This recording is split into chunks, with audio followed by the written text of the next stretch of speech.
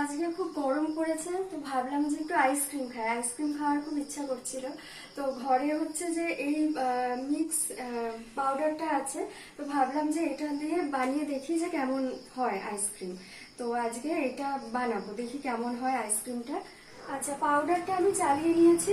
এই যে এখানে পাউডারটা চালিয়ে নিয়েছি, আর এদিকে হচ্ছে দুধটা গ্যাসে বসিয়েছি। একটু গরম দুধের মধ্যে পাউডারটা অল্প অল্প করে মেশাতে হবে, ঠিক আছে? তাহলে মিশাই, পাউডারটা একটা বাটির মধ্যে নিয়ে হচ্ছে অল্প অল্প করে মিশাই, ঠিক আছে? আচ্ছা, দুধটা গরম হয়ে গেছে, এবার হচ্ছে আমি গ্যাসটা নিভিয়ে দিয়েছি। এই পাউডারটা নিয়েছি, এই পাউডারটাকে একটু একটু করে এখন দুধে মেশাবো, মিশিয়ে একটু একটু করে গুলাবো।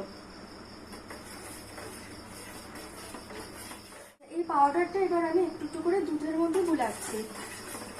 গরম দুধে অল্প অল্প করে পাউডারটা গুলাতে হবে। পুরো পাউডারটাই আমি দুধের মধ্যে একটু একটু করে গুলিয়ে দিচ্ছি।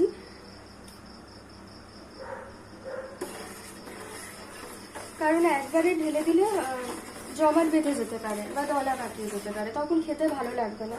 সেই জন্য অল্প অল্প করে আমি পাউডারটা দুধের মধ্যে মিশাচ্ছি। মিশ্রণটা পুরোটা দুধের মধ্যে মেশানো হয়ে গেছে। এবার এটাকে আমি আবার মোটামুটি মিডিয়াম ফ্লেমে বসিয়েছি। এটাকে গরম করছি, গরম করে আরো বেশ খানিকটা ঘন করে নিয়ে আসতে হবে, যাতে পাউডারটা খুব ভালোভাবে দুধের সাথে মিশে যায়। আচ্ছা, দুধটা এখন অনেকটা ঘন হয়ে এসেছে। এবার আমি গ্যাসটা অফ করে দিয়েছি। এবার এটাকে নামিয়ে ঠান্ডা করতে হবে। মিশ্রণটাকে ফ্যানের তলায় নিয়ে এসেছে। এবার এটা এখানে কিছুক্ষণ রুম টেম্পারেচারে ঠান্ডা হবে, তারপর এটাকে মিক্সিতে ফেটাতে হবে। আচ্ছা, এবার মিশ্রণটা আমি মিক্সার গ্রাইন্ডারে ফেটিয়ে নিয়েছি।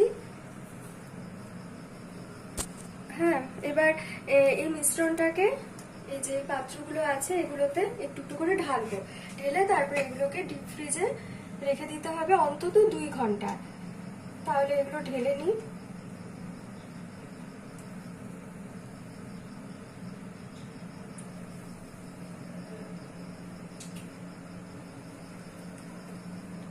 হ্যাঁ, এবার এগুলোকে ফ্রিজে রেখে জমাতে হবে, তারপরে দেখবো যে কেমন হলো আমাদের আইসক্রিম। হ্যাঁ, এটা হয়ে গেছে। 2-3 ঘন্টা পরে বের করে নিয়েছি।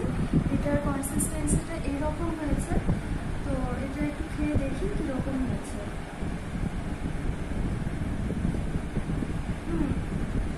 ভালোই হয়েছে, কেশর পিস্তা আইসক্রিমের ফ্লেভারের মতনই হয়েছে। তো আপনারাও এভাবে বানিয়ে দেখতে পারেন, ভালো লাগবে। আর এটাতে কোনো এক্সট্রা চিনি অ্যাড করতে হয়নি, কারণ এই পাউডার